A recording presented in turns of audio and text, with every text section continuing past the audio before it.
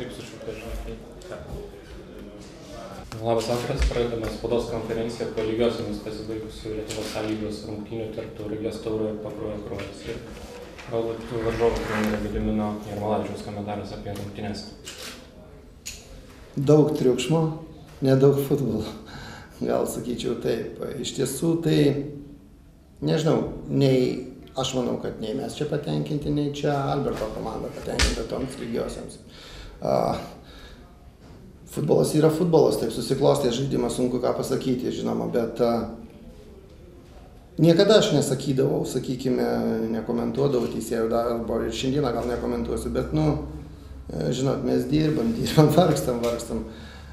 Paima ir išveda žmonės iš kantrybės. Tai nežinau, kaip tiesiog nespaudai gal čia. Alberto Klimavičiaus komentaras. Aišku, apie rungtynes galvojau daug optimistiškiau po praeitų ir netenkino žaidimas, ypač pirmą kėlinį. Įeinant į žaidėjų kažkaip vidų, gal truputį ir nelengva atsistatyti.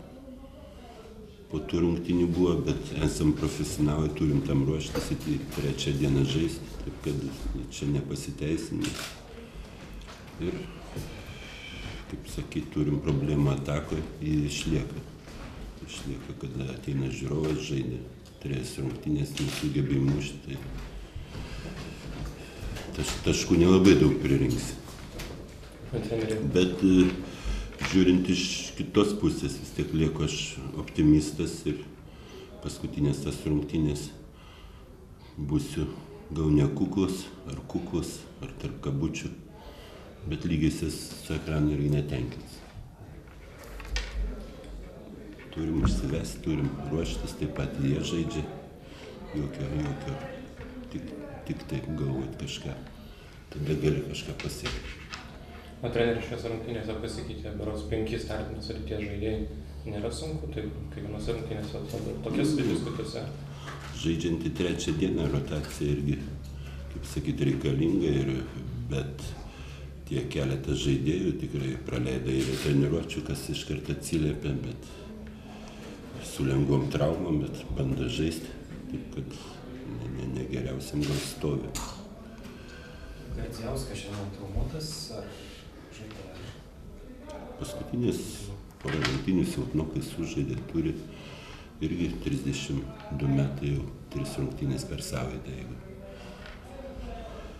Turim žiūrėti, ieškoti braižo atakoje. Tai sakoma, kad tokios lygiosios atstoja pergalę, kai įvartis paskutinę minutę.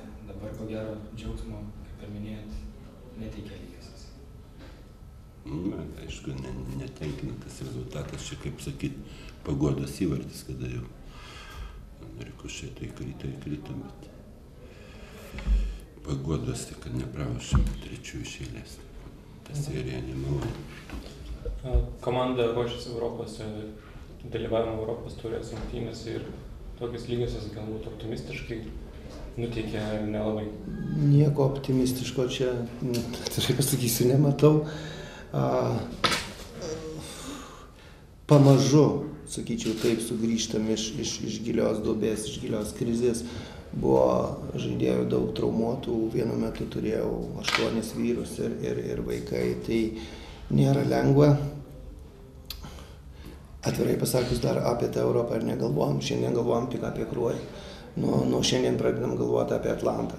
Pabaigsim Atlantą, ateis tarpas, modeliuosim, žiūrėsim, tada kažką tai galvot, kas bus už sakykime, pusės mėnesio, kai rungtynės ant nosies, tai tiesiog žiūri patį artimiausią varžovą, bandai kažką tai daryti ir ieškoti savo žaidimą. Kaip jau sakau, grįžta žaidėjai traumuoti pamažu, bet jie grįžta, aš manau, kad Europai jie bus visi sveiki. Ir treneris šiandien pasijungė Savastas, Gedgaudas ir Serevičius. Tai kaip pasikeitė komanda, ką jį nešė? Žinote, nereik norėti žaidėjo, kuris sulošė pirmas rungtynės kaip savastas vos ne po metų ar po pusės metų, kad jis čia kažką nustebintų, ar ne? Ir sakykime, tai, ką jie šiandien atliko, jie atliko pagal savo galimybės. Jie tikrai atliko pagal savo galimybės. Į priekį žiūrėsim, sakau, ieškosim jų kažkokių tai gerųjų savybių, be abejo, jie jų turi, pabandysim jas išnaudoti. Aš manau, kad jie pritaps prie komandos ir mums bus naudingi ir jie, aišku, mus pastiprins. Iš tiesų, jie mus pastiprins. Tai treneris su Šiauliais, galima sakyti, išsigelbėjot. Šiandien likimo ar teisėjų rykštė buvo? Ne, jau čia apie teisėjus gal nekalbėkim, užtenka čia taip visą Lietuvą apie juos jau čia kalba.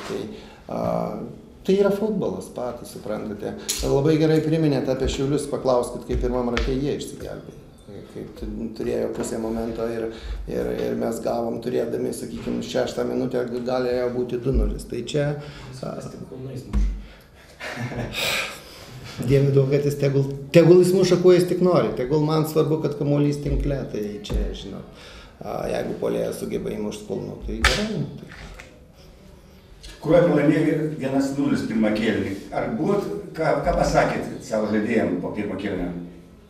Per pertrauką? Gavau pakelti toną biškį už tokį žaidimą.